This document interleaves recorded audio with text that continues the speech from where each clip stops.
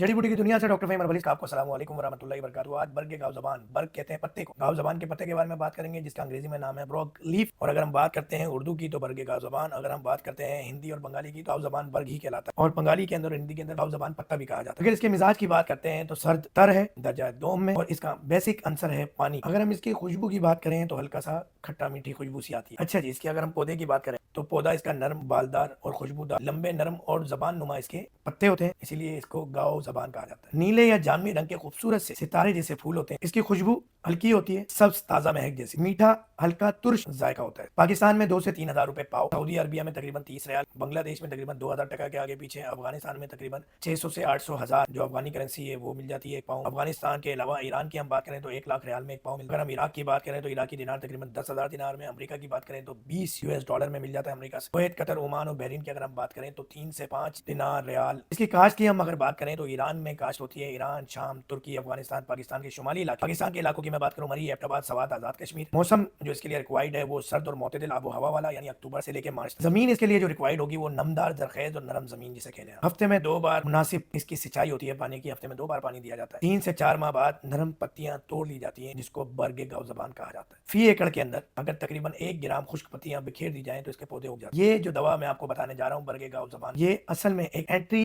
Psychiatric medicine, depression की medicine है, anxiety की मेडिसिन। आपकी जो एलोपैथिक की अद्वियात आती है उसका बहुत बड़ा एक नेमल बदल है।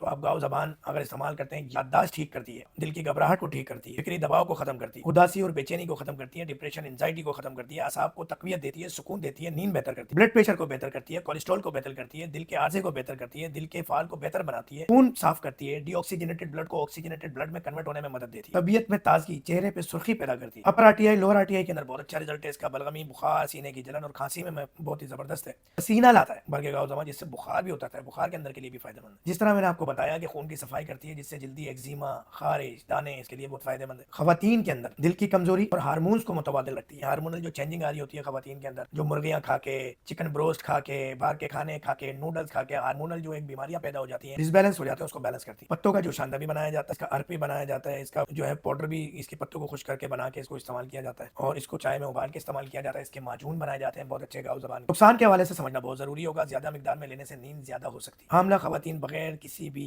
डॉक्टर के, तबी माहिर के किसी से ऐसे इस्तेमाल न करें। तवील इस्तेमाल से जिगर पे बोझ बढ़ सकता है, ज्यादा मिकदार में नहीं लेना और ज्यादा दिन तक नहीं लेना। बेहतर तो ये है कि कोई भी जड़ी बूटी हम जो बताते हैं आपने इस्तेमाल करनी है अपने मौलिद से पूछ के, और दुनिया में कहीं भी आप हमारी जड़ी बूटी हासिल कर सकते हैं, दुनिया में कहीं भी।